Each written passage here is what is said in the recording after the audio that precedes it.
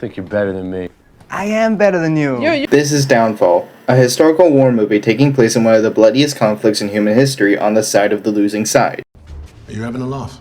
What? You just said each member of the team is chosen for their unique abilities. He does exactly what I do, but better.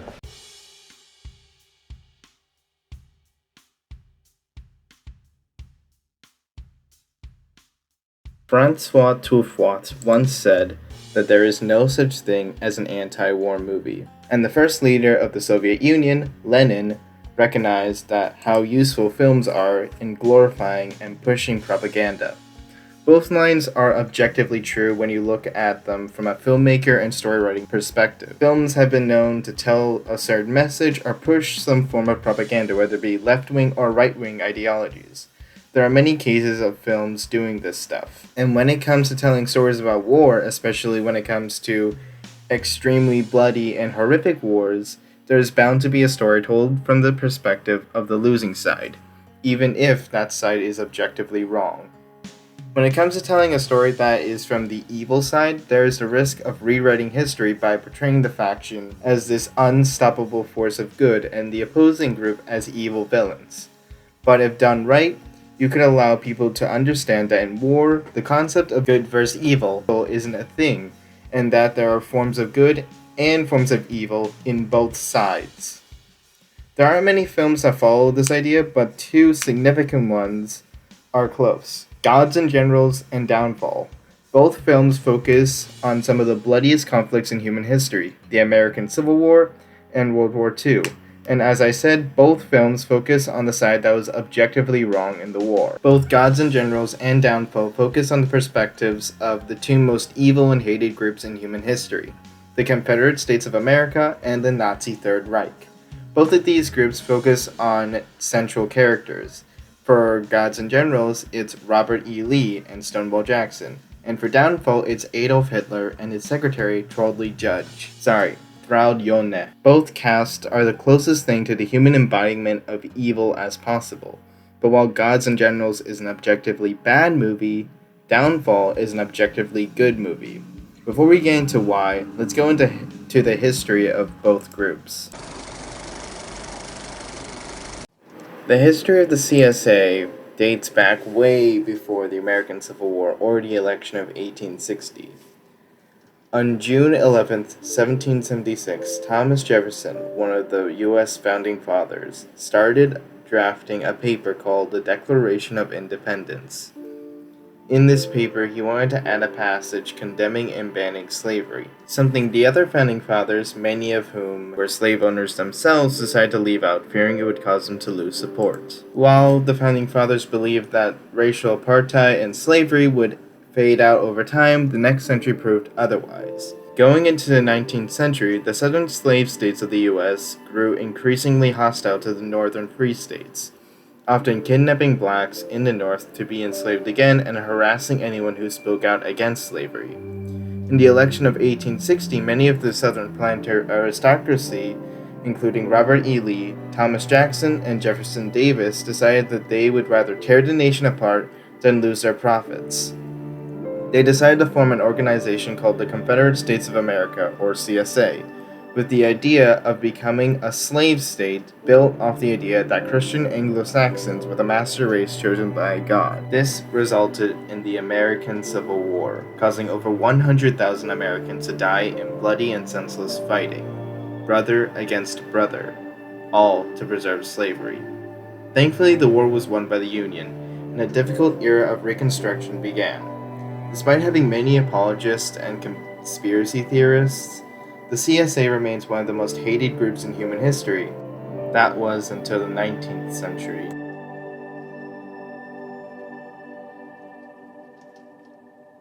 Going into the late 1930s, Germany was still feeling the wounds of the First World War. Their industry had collapsed, their economy was bust, and they lost their massive colonial empire that they took heavy pride in. This resulted in them wishing for a savior, anyone really. That's when the National Socialist German Workers' Party, or the Nazi Party, came into power under the leadership of Adolf Hitler. The Nazi Party pushed for the idea that ethnic Germans, especially white Aryans, were the master race, destined to rule over the entire world. They also pushed for the idea that the fault of all of Germany's problems was the Jewish population. Hitler wanted to see that every single Jewish, Slavic, Romani, and any other non-Aryan person was enslaved or killed. I don't want to go full in depth to what the Nazis did, but to sum it all up, over 57 million people died in World War II, over half of them being in the labor camps that Hitler set up. To this day, Adolf Hitler is considered the human embodiment of evil and is the most hated man of the 20th century. The reason why I'm explaining all of this is to show you that while war rarely has an objectively evil side, there is still a side that is objectively wrong or horrible. And by glorifying that side, it's an insult to everyone that suffered under their reign and to those that went through hell to save us from them. At the core of it all, downfall is a warning to what happens when you put a flawed human being at the pedestal of God. But Gods and Generals is a propaganda machine made to glorify the Confederacy and whitewash the treatment of African slaves. Downfall pays its respects to those that fell under Hitler's rule, but Gods and Generals demonizes anyone that goes against the Confederacy.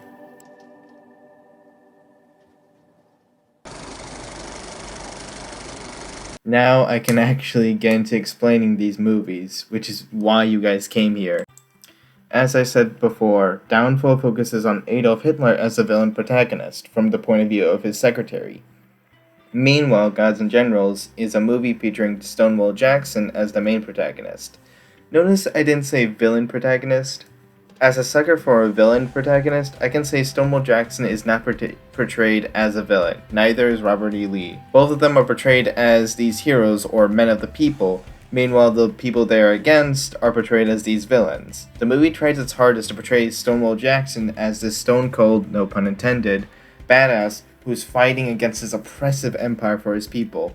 And when he dies, it's this sad, saintly sacrifice with a zoom in on his coffin with the Confederate flag. The cross is moved to look like a Christian crucifix to try and push the idea that he was a hero. I get that Stonewall Jackson was very liked by his men, and it's possible he did treat his slaves and paid them well, but I do have to say, his what? Jackson and Lee both joined the CSA under the idea of slavery, and even if they didn't believe in that cause, they were slave owners that fought for that cause. Robert E. Lee was also very disliked by his men and often considered one of the most evil Confederates, with Nathan Bedford Forrest and Jefferson Davis in front of him. When he was a slave owner, he separated families and tortured people to the point where other slave owners were horrified. And to be clear, he legally wasn't allowed to have these slaves. His father's will stated that they were meant to be freed, and many of these slaves were meant to be freed years after George Washington, his ancestor, had died. But in this movie, Lee is portrayed as this man of the people who is respected by his underlings and as a figure of power. It feels like they were trying to copy what Washington was like in the John Adams show, but doing it badly. For the record, I am fully aware that this movie came out before the John Adams show, but I don't care because the John Adams show is good and Gods and Generals is bad. These are just two characters in the movie, but you can already see that this movie is just like glorifying them. These were slave owners that betrayed their country and killed thousands of their own people for the sake of slavery. That is because the movie is trying to push to you the lost cause narrative. A narrative made by far-right extremists with the idea that the South didn't leave for slavery and were actually fighting against tyranny. Now let's compare that to Adolf Hitler and many of the Nazi soldiers in Downfall. A big aspect of why Hitler was so influential in Germany was due to how they saw him as a hero. Like I said before, he came in when they were at their worst and said he'd fix everything. This caused everyone to admire him. People were drooling at the idea of getting his autograph or just meeting him face to face. In his first scene, he's just feeding his dog and then acting shy when he's talking to his secretary. He even goes on to make a self-decapitating joke. A far cry from the egotistical monster we've come to know. But as the movie goes on, we begin to see his relationship with his people and who they are to him. Hitler views the German people less as something he values or needs to protect, but more as a cog in a machine to build his ideal world. In the movie, there's a scene where a Nazi soldier is asking why she is fighting when they're losing the war, and she explains it's for Hitler. These people look up to him and love him, but he doesn't see them as people. He sees them as tools that can be used and disposed of. That's why he doesn't care when the Soviets invade Berlin and massacre them, because to him, the people can be replaced. As the movie goes on, you see that the empathy he's showing seems less like it's him being empathetic and more like him lacking it or forcing it just to be nice. It doesn't glorify Hitler's Holocaust or try to make you think, oh, he was a great guy. It humanizes him and makes you realize he's a monster. He's still a human, and that's what makes him terrifying. The movie also shows his idolization of conquerors like Frederick the Great and Napoleon. This is because he views these men as extraordinary men. Hitler compares himself to this concept because to him, an extraordinary man is someone who does anything to achieve his goals, even if it means breaking the laws. This, combined with his insecurities and Nazi ideology, is what made him feel less like a savior and more like a god among men. This characterization is something that Gods and Generals refuses to do. There's this random scene in the movie where Stonewall Jackson is executing deserters, but it doesn't help us understand anything about Jackson. The starting movie already showed us that he was this stone-cold badass, so now we know it again? There's also a lot of random speeches that don't do anything to help us understand the story or how these characters develop. They're only there to try and justify why they're fighting for states' rights, slavery. You will win more victories and add luster to the reputation you now enjoy. You already gained a proud position in the future history of this, our second war of independence. Let's compare it to a scene in Downfall. There's this one scene where Hitler's wife begs him to spare her brother-in-law, as her sister is pregnant with his child. Her man was accused of conspiring with a deserter, Himmler. In Hitler's mind, he must die. In this scene, Hitler looks down on his wife and tells her that he must die. This scene is important because it helps us see more into Hitler's character. Throughout the film before this, he was seen at first as this shy and kind person. Then later, he became this prideful jackass who blames everyone but himself for everything. And now we're getting to the full understanding that Hitler is an evil man who sees his judgment as law of the land. It's a great scene that shows the evil of Hitler while also humanizing him. There's also other Nazi soldiers and other Confederates. A good example is how Ulrich breaks down at the idea of leaving Berlin and asks Trolley to write his will. It's not trying to justify the Holocaust by making this Nazi look like a victim of circumstance, but allows you to sympathize with him in the situation they are in. Speer is also a great example. There's a scene where he admits to Hitler that he's betraying him and walks out the building he made. It's just an amazing shot and a great sequence. Now let's compare all of this to Gods and Generals, where all we get out of the characters are these long and inspirational speeches that only serve to try and push the narrative of states' rights and lost cause. They don't humanize or help us see the Confederates as people. No, it glorifies what they do and the awful things they've done. There's nothing here that helps us understand these characters other than, oh, they're the good guy, and those people fighting against slavery are the bad guys, obviously. While Gods and Generals tries to deify the Confederates, Downfall humanizes the Nazis.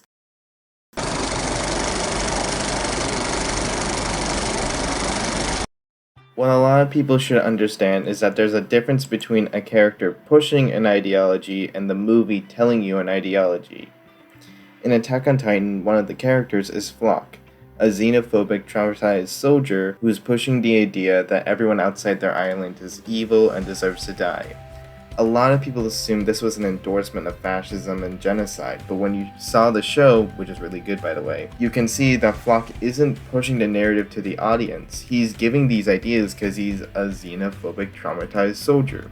He witnessed enemies from the outside world attack his land and kill his people, so of course he's going to act like this.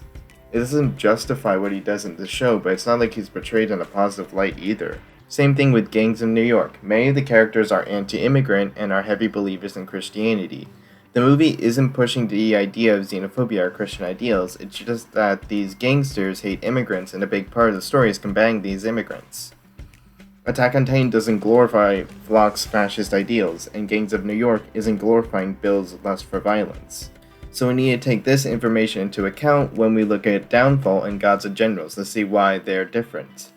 The basis of the CSA was slavery and white supremacy. While Gods and Generals doesn't show slavery that much, when they do, it glorifies it. Slaves in the movie are seen as loyal and loving to their masters, which is the exact opposite of what 19th century American slavery was like. A big part of the Lost Cause narrative was that black people were content with being slaves and it was somehow good for them.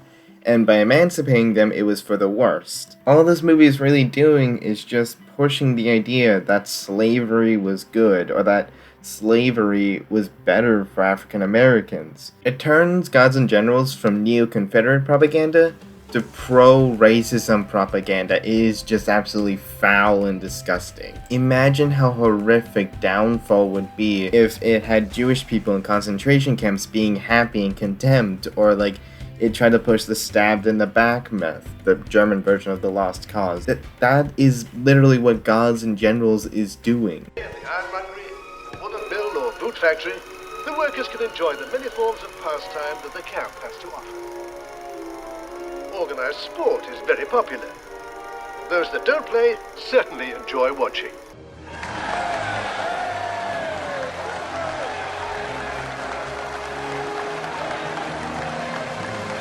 Now in Downfall, the Nazi ideology isn't fully present in the movie, but when it is, it doesn't try to glorify the social Darwinism or the racist ideologies.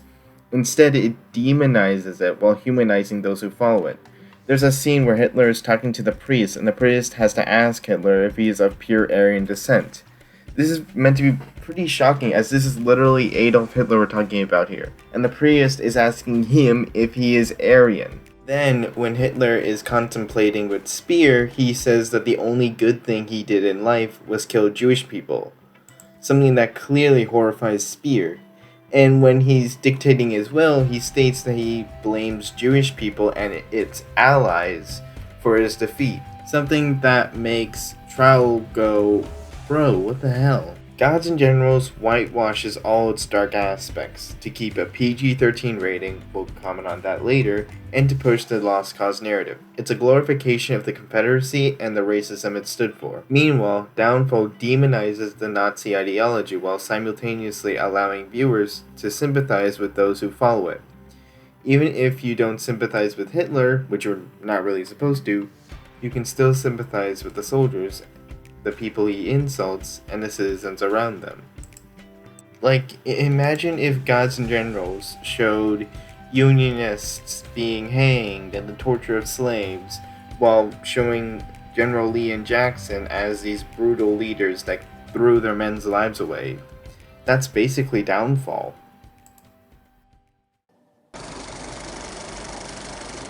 At the start of the video, I quoted François Truffaut, a French film director, who stated that there is no such thing as an anti-war movie. The reason behind this quote is that movies tend to romanticize and glorify certain events or things, like war. And when it comes to the concept of war is bad, the American Civil War and World War II are the first to come to mind. Both were bloody conflicts that were romanticized by the general population about like this cool and amazing adventure, and this was a big problem in Gods and Generals.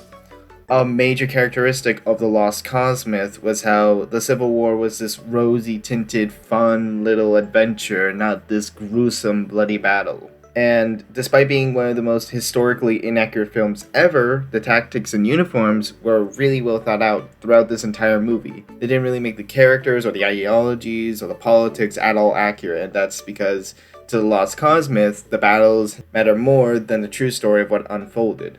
These movies feel less like a war movie and more like just a recorded roleplay. It's a very rose-tinted, whitewashed version of the actual Civil War, especially with the kid-friendly PG-13 style to it. The American Civil War was one of the most violent conflicts in American history, and there are plenty of accounts of brutality and horrificness of the battles.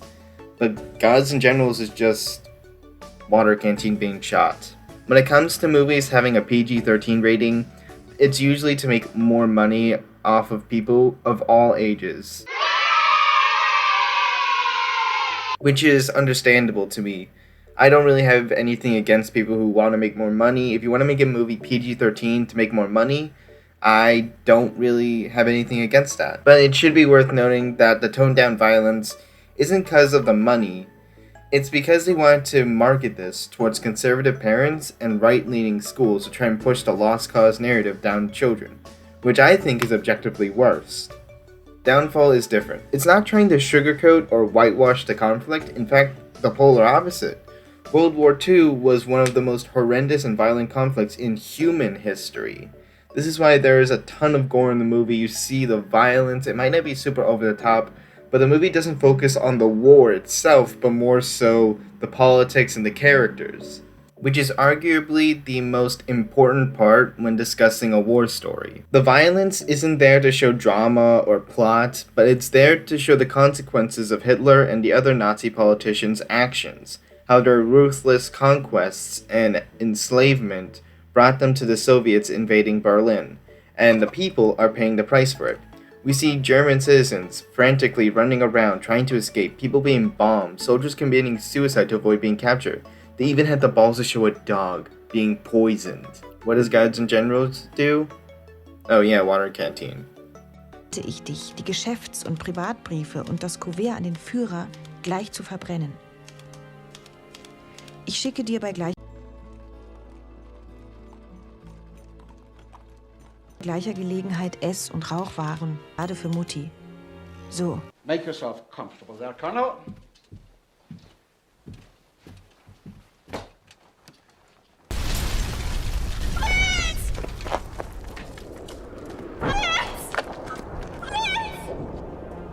Another important part about making an anti-war movie is the idea that conflict is pointless. The basis of what makes war hell is the idea that the fighting is all for nothing.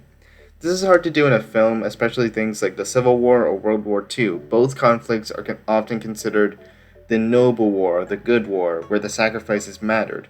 But I believe you could do this if you focused on the losing side of the conflict. All Quiet on the Western Front is the best anti-war movie because it focuses on the German side of World War I and portrays the fighting as pointless. At the end, the main character dies just as the war ends, meaning that all of that fighting, all those deaths, all that killing, all of it was pointless for him.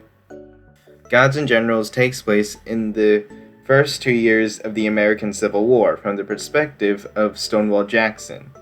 But the problem is that it glorifies all of it. It glorifies the battles, the Confederate cause, and worst of all, Jackson's death.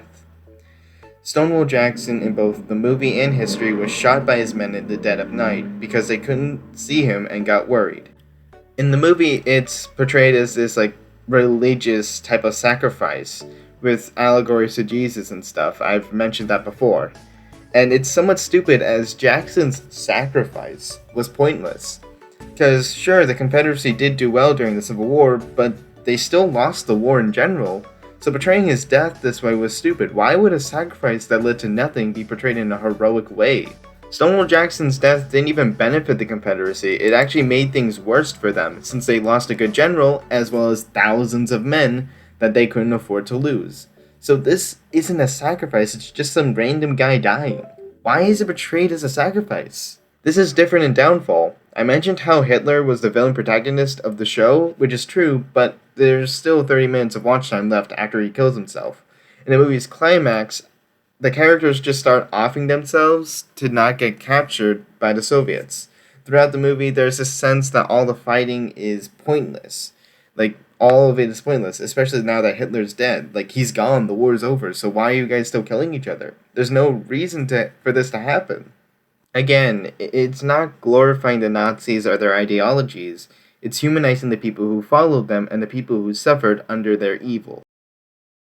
I forgot to include this in the script, but I also hated how Gods and Generals glorified the CSA and the society it was surrounded by. Unlike Downfall, which shows the suffering of the German people under the Third Reich, the CSA portrays everything as just weird paradise or libertarian utopia, when it wasn't like that. It wasn't like this.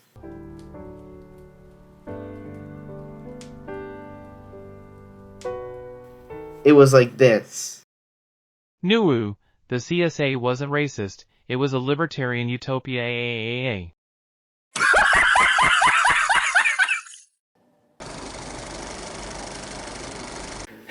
think the best way to describe both of these movies is that Gods and Generals tricks you into thinking the Civil War was a camping trip with friends, and that the antebellum South was just a sweet paradise, that slaves were happy and loyal, and that the CSA was fighting for a noble cause. Meanwhile, Downfall shows you the brutality Hitler's war brought onto not just most of Europe, but the German people themselves.